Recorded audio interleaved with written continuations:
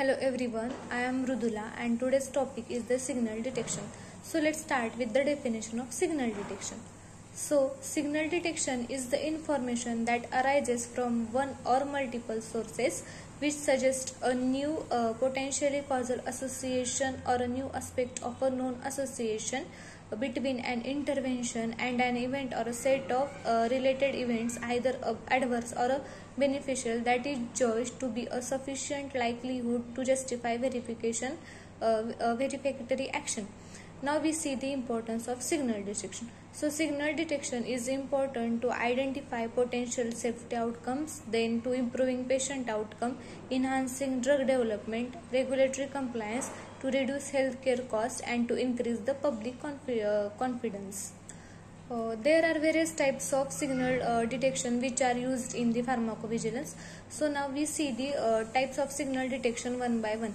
The first one is the clinical signals. Clinical signals are the indications of potential safety with a medical product, that is drug or device, that are developed in a clinical research.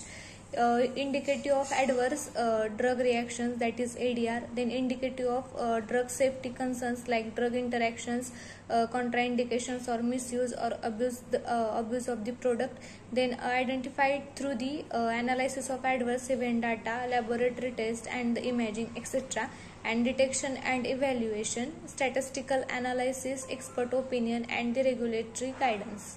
Now the second are the safety signals. So safety signals are the indications of potential safety issues with a medical product that can be identified during clinical research, post-marketing surveillance, etc. It's important to carefully monitor for safety signals throughout the product life cycle to ensure that the medical products are safe and effective for use by patients. Then it is also used to identify an effective detection and management is a critical aspect of pharmacovigilance. The third type of the signal detection is the quality signals. Quality signals are the indications of potentially quality issues with a medical product that can be identified on the manufacturing and testing, etc. It is indicative of problems with manufacturing process like contamination, impurities or deviation established procedure. Then indicative problems with product testing, inaccurate or unreliable results. And it is also used in detection and evaluation of inspection of manufacturing facilities, then product testing and analysis of AED. Then the fourth is the efficacy signals. Efficacy signals are the indication of the effectiveness of medical product in treating a particular condition or disease. In efficacy signals, we can identify the clinical trials, post-marketing studies, and real-world data analysis. Then indicative of positive treatment outcomes. It is used in improvement of symptoms, disease progression, or patient survival. Then depending on the nature of strength or efficacy of signal, it will be used to support regulatory approval, then labeling claims and or marketing strategies. There are various sources of signals are used in signal detection. So they are clinical trials, then spontaneous reporting, active monitoring system, then pharma epidemiology studies, then non-clinical studies, adverse event reporting, then post-marketing surveillance and the literature review, systemic review and the meta analysis. After sources and the types of signal detection, there are various methods also used for the signal detection.